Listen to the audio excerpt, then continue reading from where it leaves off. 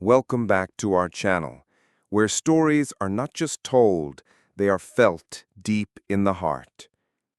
Today, I want to share with you a modern folk tale, a story that reminds us that wealth is not measured by gold or jewels, but by kindness, faith, and the ability to rise after falling.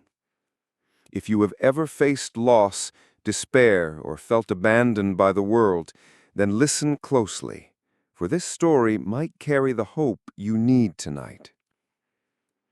Once upon a time, in a bustling town filled with music, markets, and the echo of countless footsteps, there lived a man named Kareem. He was not just wealthy, he was the wealthiest man in the entire region. His name carried weight. His house was a palace of glass and stone, with wide archways and gardens that bloomed in every season. People would stop and stare at his gates, made of iron so finely crafted they looked like lace. Kareem's halls were filled with laughter and music every evening. Servants moved quickly, offering trays of fruits, roasted meats, and sweet sherbets. Guests from faraway cities sat at his table, praising his fortune and blessing his name. To the world, Kareem was a man who had everything: fortune, respect, and power. But, as the old saying goes, the tree that grows tallest is the first to face the wind. One day, disaster came. His ships, which carried goods across the seas, were struck by a merciless storm. Waves rose like mountains and swallowed the cargo whole. Traders who once trusted him pulled away. His debts grew heavier than iron chains. Day by day, Kareem's riches slipped through his fingers like sand. At first he thought it was temporary. He told himself, "I will rise again. This is just a trial."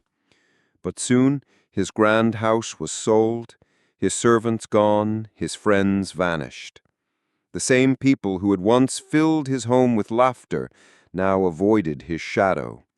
When Kareem walked through the marketplace, whispers followed him like a curse. That is the man who lost everything. Once proud, now broken. He thought riches would last forever. Kareem's heart grew heavy with shame. He had once walked tall, but now he lowered his head so no one could see the pain in his eyes. Hunger became his companion. His fine clothes grew worn, his shoes tore, and he wandered with no destination. One evening, as the sky turned crimson and the call to prayer echoed across the town, Kareem sat by a fountain with an empty stomach. He pressed his hand to his chest and whispered, "God, are you still with me? Have you abandoned me like the rest?" His voice trembled and his tears mixed with the dust at his feet. That night, Kareem lay on a stone bench near the edge of town. He wrapped his arms around himself, trying to fight the cold. In his dream, he saw flashes of his former life, his grand halls, the laughter of guests, the sparkle of chandeliers. But the images faded quickly, replaced by emptiness. He woke up trembling, realizing that all of it was gone. Just then, a soft voice broke through his despair. "Uncle, are you hungry?" Kareem lifted his head and saw a little girl standing before him. She was no older than 10.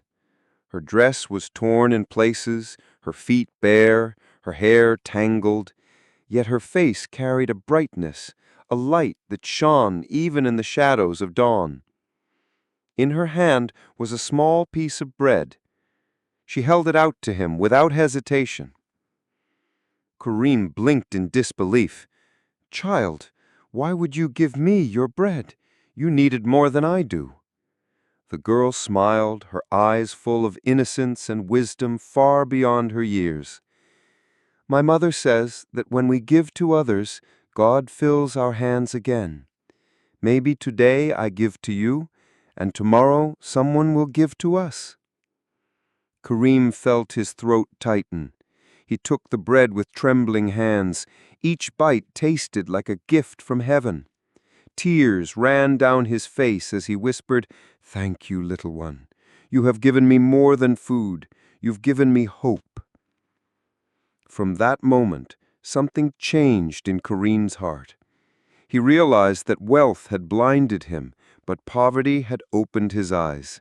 That girl who had nothing had shown him the true meaning of riches. The next morning, Kareem began to work. At first, he swept the streets, his hands blistered from the broom. Then he carried water from wells, his back aching from the weight. He mended broken market stalls and lifted baskets for merchants. The people who once mocked him now saw his humility. Day by day, he rebuilt himself, not with gold, but with sweat, patience, and honesty. And every time he earned a coin, he remembered the bread. He would set aside a part of his earnings, no matter how small, and share it with someone in need. A widow, a beggar, a child on the street. He gave because he knew that giving was the key that unlocked blessings. Years passed. Kareem never regained the mansion with glass windows or the chandeliers that lit the night, but he built something far greater, a life filled with meaning. He lived in a small home near the town's edge, where neighbors gathered often to eat together, laugh, and share stories. He became known not as the richest man in wealth, but as the richest man in kindness. And sometimes, when he sat outside in the quiet evenings, he remembered the girl who had shared her bread. He never saw her again, but her words remained etched in his heart like scripture. When we give, God fills our hands again. My friends, life is like the sea. Waves rise and fall, fortunes come and go. But what truly remains is the kindness we give, the faith we hold, and the hope we carry in our darkest nights. So if you ever lose everything, remember Kareem's story. Do not despair. Sometimes being emptied is the only way to be filled with what truly matters. Thank you for listening to this story. If it touched your heart, share it with someone who needs hope today. Because you never know, the smallest act of kindness may change a life forever. Until next time, keep your spirit kind, your faith strong, and your hands open to give.